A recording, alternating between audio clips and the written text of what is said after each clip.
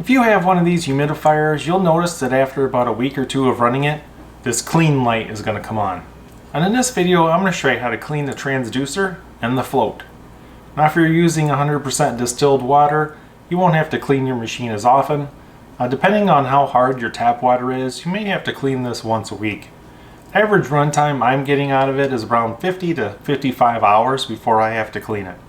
In this video, I'll show you step by step on how to clean that transducer, reset your clean light, and get your machine back running 100% again.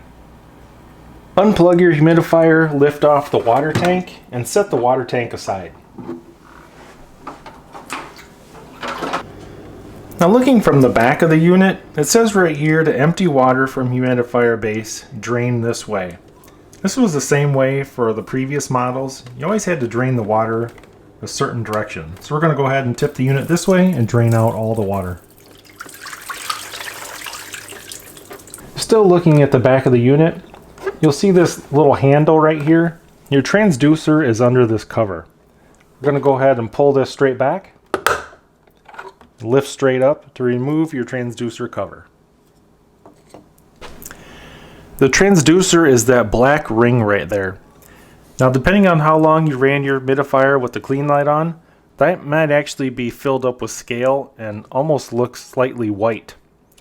This one's not too bad, but what we're going to use is a Q-tip and dip that in about 50-50 water and vinegar to clean that all off.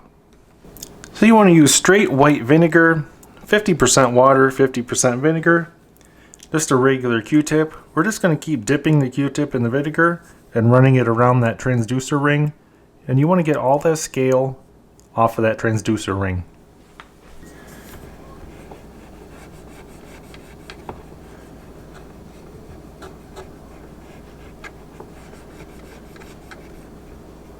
Once you're happy with the cleanliness of the transducer, we need to clean this hinge. Now this is a float that floats up and down in the water. And if you don't clean this, it actually will start to get stuck.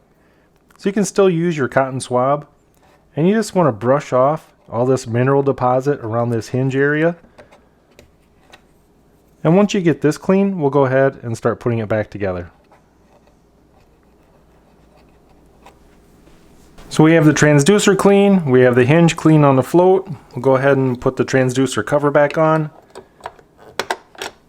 And all you gotta do is just kind of get it lined up, and you pretty much just push straight forward and it will snap right in place. Once you got your humidifier all back together, you got your new water in it, you're just going to hold in the clean button. It takes about 3 seconds and the clean light's going to go away. Now I'm going to give you a little tip on how to make this last a little bit longer. Now when you got your humidifier, it came with these 2 demineralization cartridges. There's no reason you can't put 4 or 6 of them in there. I'll put a link on how to buy them off Amazon. And when you get those, throw 2 more in there. And see if your humidifier lasts a little bit longer before you need to clean it. Or you can just set a schedule and say, you know what, every Sunday morning I'm just going to clean the transducer and the float and just make it a ritual throughout the winter. Either way you do it, once that clean light comes on, don't feel like you have to get rushed to clean it. You can go 3-4 days with the clean light on. You'll just get a little less mist out of the mist tube. Hope you guys found this video helpful and informational, and thanks for watching.